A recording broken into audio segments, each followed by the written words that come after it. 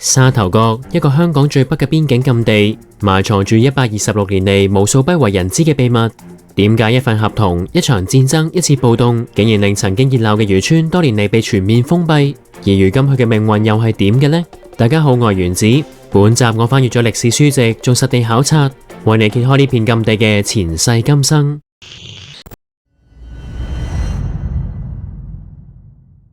沙頭角呢片位處於香港同埋深圳邊界嘅禁區，有住一段源遠流長嘅奇特歷史。為咗親身了解呢個地方，我提早申請咗禁區許可證，由上水搭小巴大概20分鐘就到咗沙頭角檢查站，然後經警員上車檢查每個乘客嘅許可證之後，先至獲得放行進入沙頭角。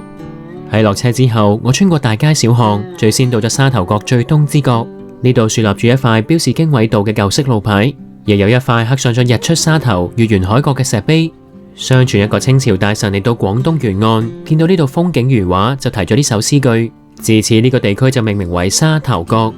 而呢個名入邊嘅沙頭同埋角都同沙、海同埋夾角有關，亦反映咗呢個地區嘅地理特色。有考古人員發現，早喺大約6000至到7000年前嘅新石器時代，沙頭角地區已經有人類居住。到咗唐宋元朝嘅時候，沙頭角嘅鹽場盛行，又盛產珍珠，後嚟更加成為咗明代重要嘅海防地點。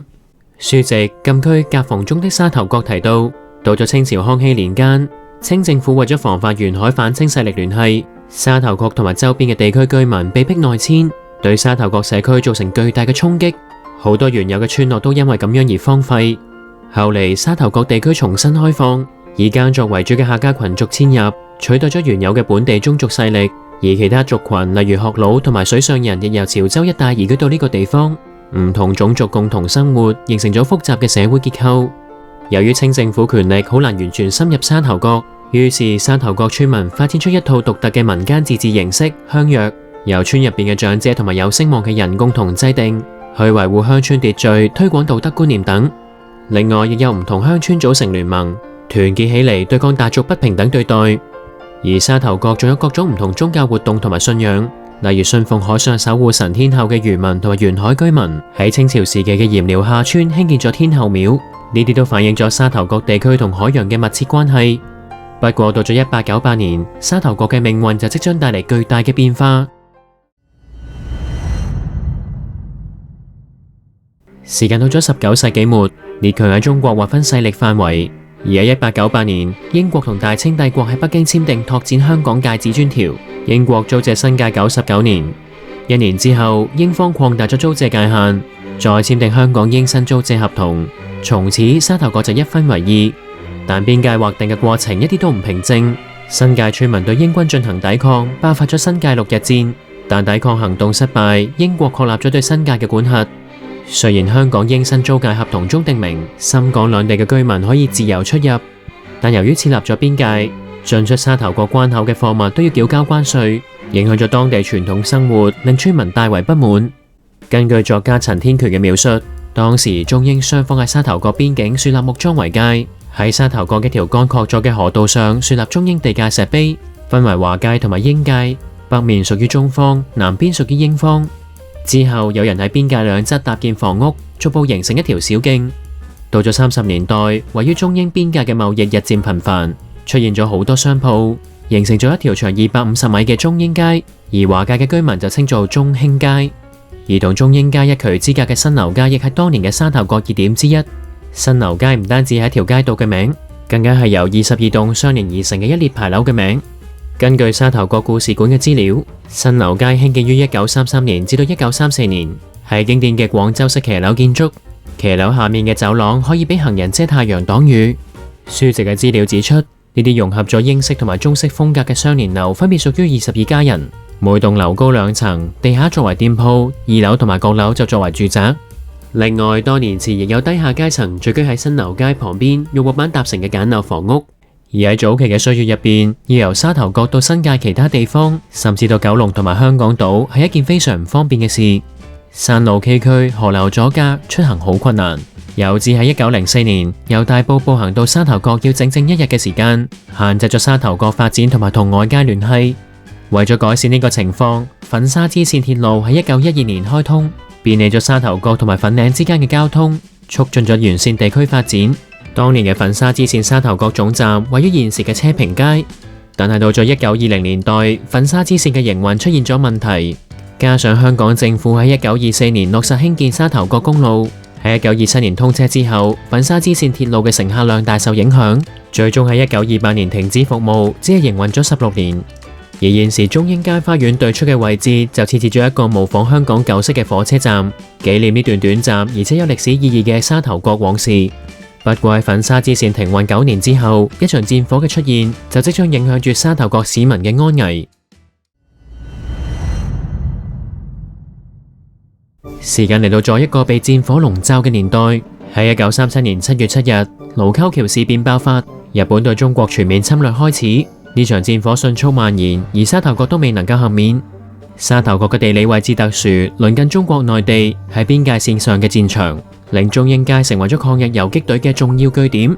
一支重要嘅抗日武裝力量東江中隊第9大隊喺香港新界東北部嘅烏蛟騰一帶建立咗根據地，好多沙頭角嘅客家居民都積極參與咗抗日行動。喺1938年11月，日軍嘅戰線推進到新界，日軍由龍崗平湖一帶沿住廣九鐵路南下，直逼沙頭角，一場戰爭喺沙頭角爆發。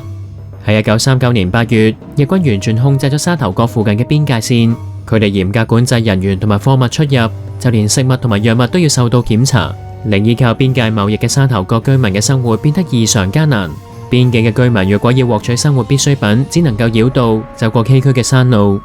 喺日軍佔領香港期間，沙頭角中隊喺1943年成立，活動範圍非常廣泛，涵蓋咗沙頭角地區、上水、粉嶺、大埔、元朗、荃灣同埋新田等地。佢哋主要嘅任務係保護當地居民，進行情報偵察，同時負責宣傳教育，組織民眾參與抗日鬥爭。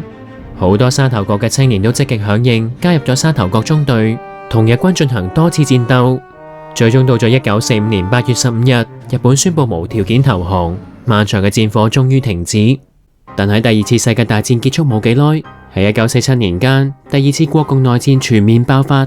而喺1949年10月，中華人民共和國成立，隨住中國內地政權更替，沙頭角嘅邊境地位再次變得敏感同埋特殊。當時大量難民湧入香港，而解放軍又接近深圳同埋香港嘅邊境。英軍喺邊境樹立關卡，設立軍事防禦措施，邊境局勢不穩。而喺1年之後，即係1950年，韓戰爆發，聯合國對中國實施封鎖禁運，中港邊境成為運送物資往大陸嘅走私中心。港英政府以防止偷渡同埋走私為由，喺1951年決定實施邊境宵禁，沙頭角一大片邊境土地被列為禁區，邊境立起咗一道一道嘅鐵絲網，自此中英街就同外界隔絕，兩邊居民來往變得困難。後嚟到咗60年代，港英政府為咗進一步控制人口同埋保安嘅需要，通過咗邊境禁區令，警方喺邊境禁區界線石涌坳設置檢查站，持禁區紙嘅車輛同埋人士先可以進入，令沙頭角區嘅人流大減。雖然邊境管理越嚟越嚴格，但臨近碼頭方便貿易嘅新樓街喺50年代仍然能夠發展成為一個繁忙嘅市集，多座社區設施例如警崗、醫局、郵局同埋學校喺周邊陸續啟用。根據沙頭角故事館嘅資料，60年代嘅新樓街兩邊有住各式各樣嘅攤檔，有經營飲食嘅，亦有售賣鮮魚同埋農作物。而牌樓下嘅商店亦曾經經營過唔同類型嘅店鋪，例如火水糧油、布匹、提供殯儀服務同埋用品嘅長生店、影樓、教育、藥材、家私、黃金標飾診所等等，應有盡有。無論係香港人、內地人、居住偏遠鄉村同埋島嶼嘅村民同埋水上人都會嚟幫襯。而喺同一時期，沙頭角碼頭亦正式建成，而如今我身處嘅沙頭角碼頭已經經歷過重建，成為全港最長嘅碼頭。不過到咗1967年，沙頭角就經歷戰後史上一個極為動盪嘅時期。當你喺網上進行下載電影、音樂同埋遊戲嘅時候，黑客可能淨係虎視眈眈，隨時入侵你嘅電話、電腦去竊取你嘅個人資料。所以如果唔想成為原子檔案下一個奇案主角，你就需要一個可靠嘅 VPN， 令你上網嘅時候防止追蹤、繞過內容限制同埋政府審查。而原子今日為大家帶嚟嘅係 Surfshark 嘅 VPN。無論你訂閱邊個方案，連線裝置嘅數量都係無上限，所以你同你家人所有手機電腦都即時受到保護，更可以透過 VPN 收睇其他國家獨家嘅 Netflix 精彩節目。咁點樣先可以保護到你嘅網絡世界呢？首先你嘅網絡行蹤會被隱藏，黑客想 hack 你簡直難過登天，所以每人都需要裝備一個 VPN。而家透過原子訂購2年 VPN 計劃，更加可以獲得額外4個月限期。而家即刻到下面嘅內容簡介區，click 入獨家申請連結 surfshark.com/mratom， 或者俾錢嘅時候使用原子優惠碼 Mr. Atom。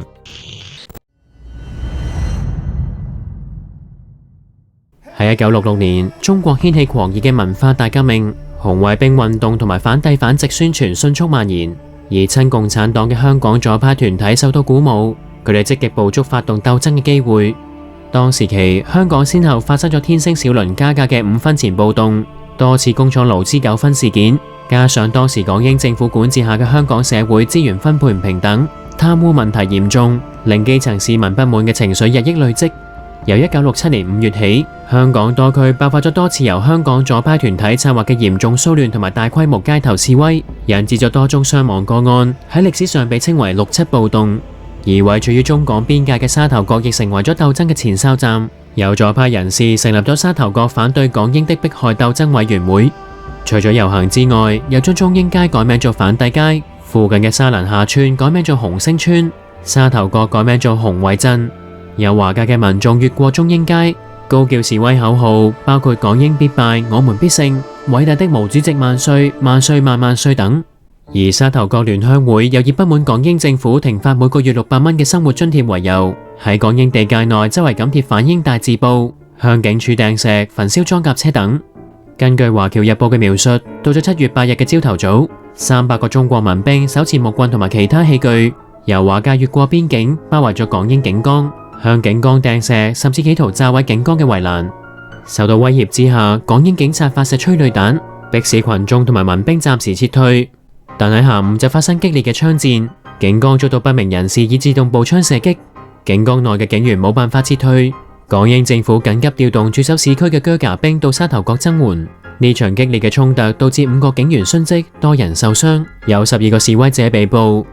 呢件被命名為沙頭角事件嘅激烈衝突，有指係觸發港英政府對沙頭角地區全面劃為禁區嘅原因之一，嚴重限制當地居民嘅自由出入同埋商業活動。好多人都要離開呢個世代居住嘅地方，到外面謀生。禁區內只有少數嘅原居民可以憑證出入，但佢哋嘅活動都受到嚴格限制。當時期，佢哋甚至被告知天黑之後唔好外出，夜間會受到探射燈嘅照射，令沙頭角墟嘅經濟受到進一步嘅打擊。到咗70年代，中國內地嘅共產黨文化大革命持續，中英街華界嘅建築物仍然會掛住一啲口號，例如全世界無產者聯合起嚟，而英街嗰一邊就有士多經營。有西方產品，例如百事汽水嘅廣告，同華街形成強烈嘅對比。直至文革隨住四人幫倒台而結束，中英街嘅政治前哨站角色先至慢慢減退，開始多咗店鋪做生意。華界嘅居民亦恢復到英界同親友團聚，中英街嘅政治鬥爭色彩成為咗歷史。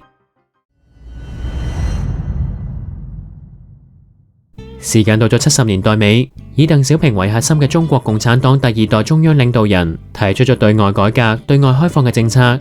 根據香港保安局嘅資料顯示，喺80年代初，內地改革開放初期，對物資嘅需求好大，令中英街同埋新樓街一帶再次興旺起嚟。好多香港商人喺本地入貨之後，就喺中英街開鋪售賣商品俾內地市民。當時中英街每日有大量人流，最高紀錄一日有10萬人次。主要商品有鹼、牙膏、糖、衫、黃金、手錶等。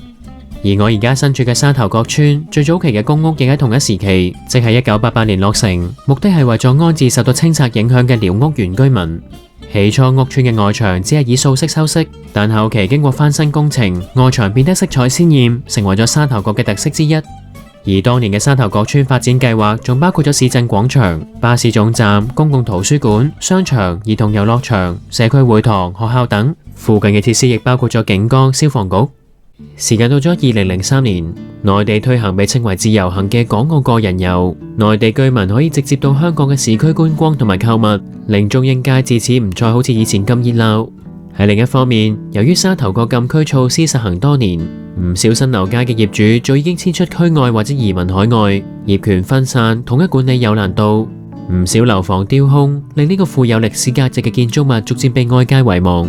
但係邊界線另一邊嘅深圳，就喺同一時期迎嚟咗翻天覆地嘅變化。自80年代深圳設立經濟特區以嚟，深圳沙頭角嗰邊嘅商業發展迅速，高樓大廈林立，成為咗人口密集嘅社區，同封閉多年嘅香港沙頭角禁區形成強烈嘅對比。而我星期二到達嘅嗰一日，的確冇太多人流，唔少店鋪都冇開門營業。雖然香港沙頭角顯得相對孤立，但作為遊客嘅我，亦享受呢種香港難得嘅寧靜感覺。其實多年嚟，有關邊界禁區開放不時成為咗政府研究嘅議題，亦有部分沙頭角居民主動爭取。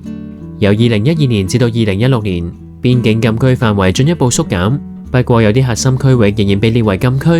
而喺2022年至到2024年，香港政府分別進一步開放沙頭角，俾香港市民申請禁區通行證，能夠喺沙頭角部分地方觀光。